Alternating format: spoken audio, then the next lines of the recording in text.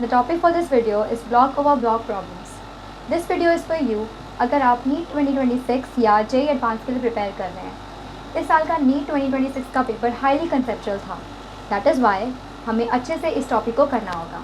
Let's move on to the topic. Okay, तो ये आपको दिख रहा होगा मास, यहाँ पर सरफेस है, ठीक है। अब देखिए इन दोनों के बीच में, ग्राउंड और ये जो मास है, इसके बीच में कोई भी फ्रिक्शन नहीं है, बिकॉज इसका जो म्यू है उसकी वैल्यू क्या है, 0 है। ओके, अगर मैं यहाँ पे कोई फोर्स अप्लाई करती हूँ तो क्या होगा, स्लिपिंग हो जाएगी, बिना कोई इंटरवेंशन के स्लिपिंग हो जाएगी। ओके, अब आइए नेक्स्ट केस पे देखते हैं। नेक्स्ट केस क्या है कि ये मास है और यहाँ पे ग्राउंड है, बट यहाँ देखो, यहाँ पे मैंने इंटरलॉकिंग रखी है। इंटरलॉकिंग का मतलब ये है कि वहाँ पे कुछ ना कुछ फ्रिक्शन होगा, है ना। मतलब यहाँ पे जो म्यू है वो क्या होगा, नॉट इक्वल टू 0, कुछ ना कुछ होगा। अब देखिए, अगर मैंने यहाँ पे F कुछ भी अप्लाई फोर्स किया, ठीक है, फोर्स किया यहाँ पे, अब जब मैं करूँगी, ठीक है, तो आपको पता होगा फ्रिक्शन जो होता है वो लगता है, ठीक है। फ्रिक्शन की एक वैल्यू होती है, ठीक है, लिमिटिंग वैल्यू होती है जो एक्चुअली हम कैलकुलेट कर सकते हैं, ठीक है। तो फ्रिक्शन की जो लिमिटिंग वैल्यू, हर चीज़ की लिमिट होती है, फ्रिक्शन की भी लिमिट होती है। अगर हमने उतना सफिशिएंट F लगा दिया कि वो जो लिमिट है फ्रिक्शन की वो उसको ओवरकम कर जाए, तो क्या होगा, बॉडी क्या करेगी, body will start slipping. Okay, अब आइए नेक्स्ट देखते हैं। अब मैंने मास तो रखा, अब इसके ऊपर एक और मास रख दिया। अब देखिए इस मास और, अब देखो यहाँ पे दो सरफेस दिख रहे होंगे आपको, एक ये मास और एक ये ग्राउंड के बीच में, और एक ये मास और एक ये छोटे मास के बीच में, दो सरफेस दिख गए आपको, राइट। अब देखिए ध्यान से सुनिए, अब यहाँ पे क्या होगा, जैसे ही मैंने यहाँ पर अप्लाइड फोर्स किया, यहाँ पे फोर्स अप्लाई किया, होगा ये कि ये तो स्लिप हो जाएगा, लेकिन मुझे बताइए क्या ये स्लिप होगा, क्या ये छोटा वाला ब्लॉक होगा, स्लिप होगा क्या? तो आंसर होगा नहीं। क्यों नहीं होगा?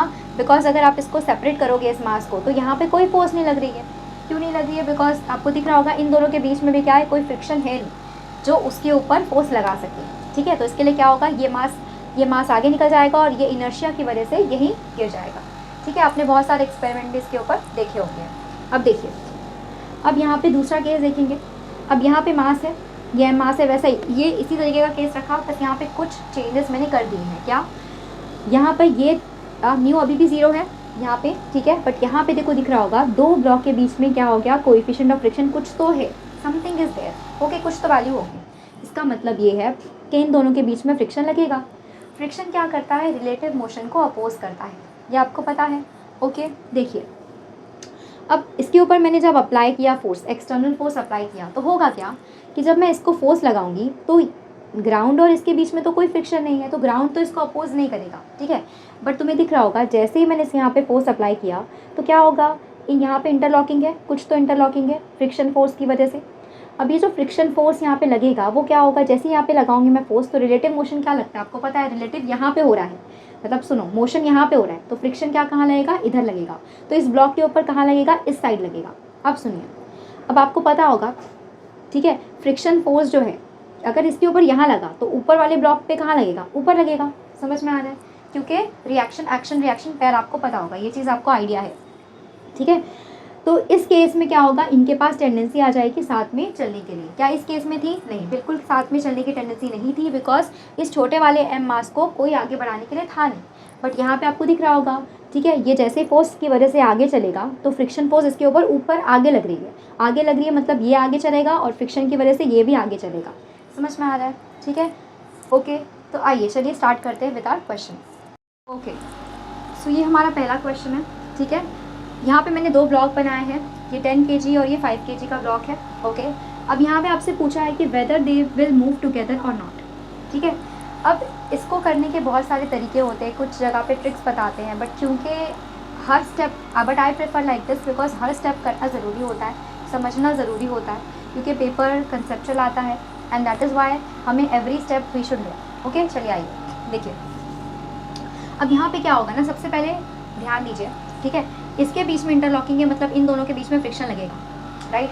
अब यहाँ ध्यान दो, अभी जो 10 kg का ब्लॉक है, राइट, इसके ऊपर अगर फोर्स लगाओगे तो ये तो आराम से चला जाएगा, कोई टेंशन नहीं है। नीचे वाला तो बिल्कुल उसको अपोज नहीं करेगा, ग्राउंड से तो आराम से स्लिपिंग हो जाएगी। बट हमें पता है कि ऊपर वाला इसको अपोज कर सकता है, बिकॉज इन दोनों के बीच में क्या है, रिलेटिव मोशन की टेंडेंसी होगी, क्योंकि यहाँ पे फोर्स लगेगा।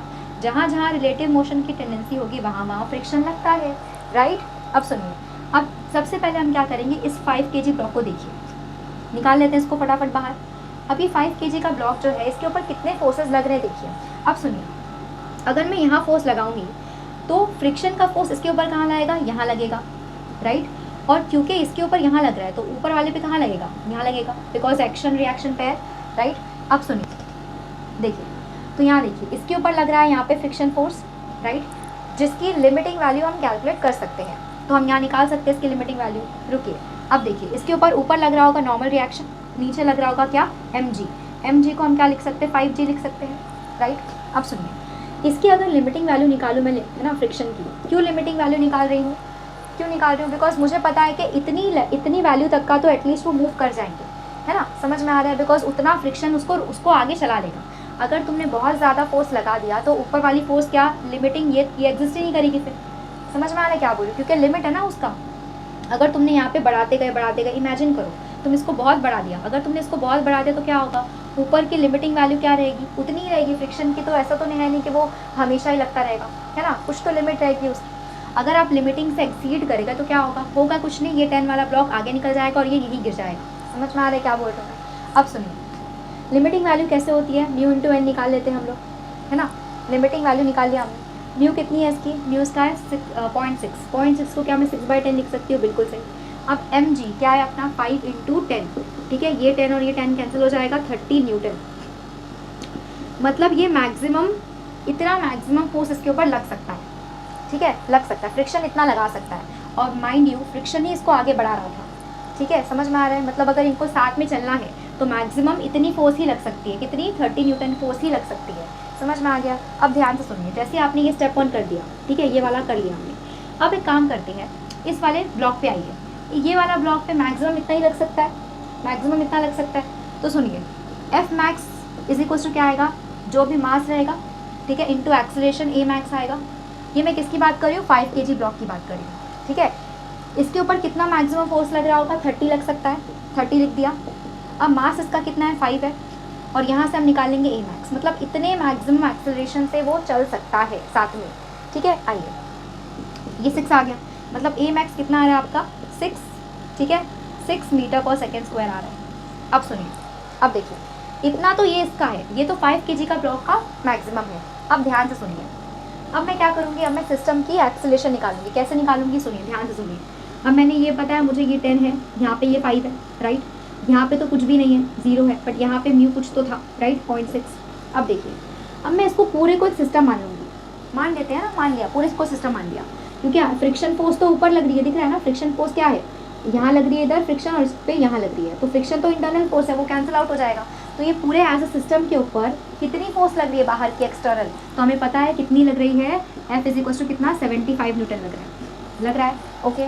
अब बताइए, सिस्टम पे जो फोर्स लग रही है इज इक्वल टू सिस्टम का टोटल मास, ठीक है, और इनटू क्या होगा, एक्सेलरेशन कितना आएगा सिस्टम का। अब सिस्टम पे कितनी लगी, 75, और मास कितना है टोटल, 15 है, और एक्सेलरेशन सिस्टम की कितनी हो जाएगी, आपको यहीं से निकालोगे आप लोग, पता है कितनी आएगी, तो बताइए कितना आएगा, 15, ये कितना जाएगा, 5 से चला जाएगा। समझ में आ गया, मतलब सिस्टम की एक्सेलरेशन कितनी आ रही है आपकी, 5 मीटर/सेकेंड स्क्वायर।